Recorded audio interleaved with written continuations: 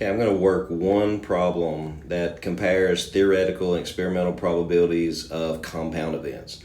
Now, if you'd like to, you can go back and watch. I did the theoretical and experimental for simple events, just one event happening, but now let's do it for compound events. And let's see which one's going to be a little bit tougher. We'll work the second one. So a dark drawer contains 6 blue socks and 4 black socks. You randomly pull out one sock, keeping it out, and then pull out a second sock. What is the theoretical probability that both socks are blue?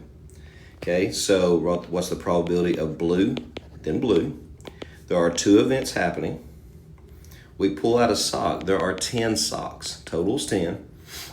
The probability that you pull out a blue, there's 6 out of the 10 that are blue.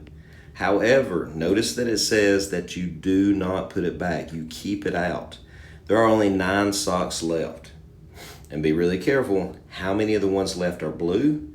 Only 5, because you pulled one out. The first one was blue. You pulled it out, you kept it out. Now 5 out of 9 remaining. So let's see what that probability is. Definitely reduce.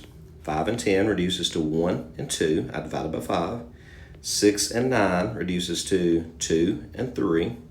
I divided by 3. 2 and 2 reduces. You can divide any top with any bottom. And gives you a 1 and a 1. Final answer. There's a 1 in 3 chance that happens.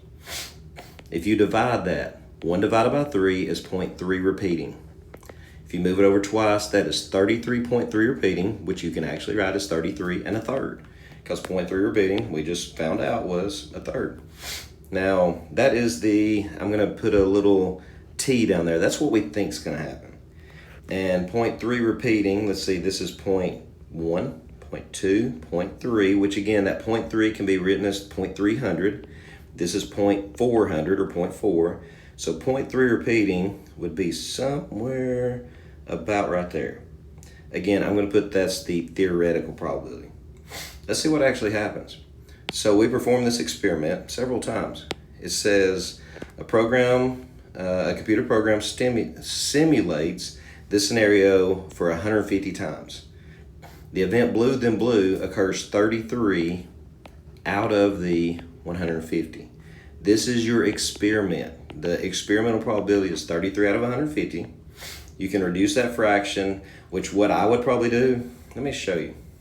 I would probably divide top and bottom by 3 and reduce it just a little bit. And I'll show you why. You get 11 on top, you get a 50 on bottom. Then I would actually do something crazy. I'd multiply back by 2. Multiply the top by 2. And multiply the bottom by 2. Does anybody notice why I did that? Look what the bottom is now. It's 100. 22 hundredths is the same thing as 0.22 or 22%. If we go back to our chart, 22%, this was 0.1, 0.2, 0.3, or again, you can do 0.10, 0.20, 0.30.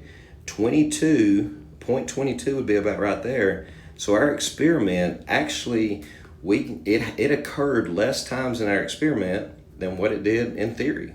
It didn't occur as many times.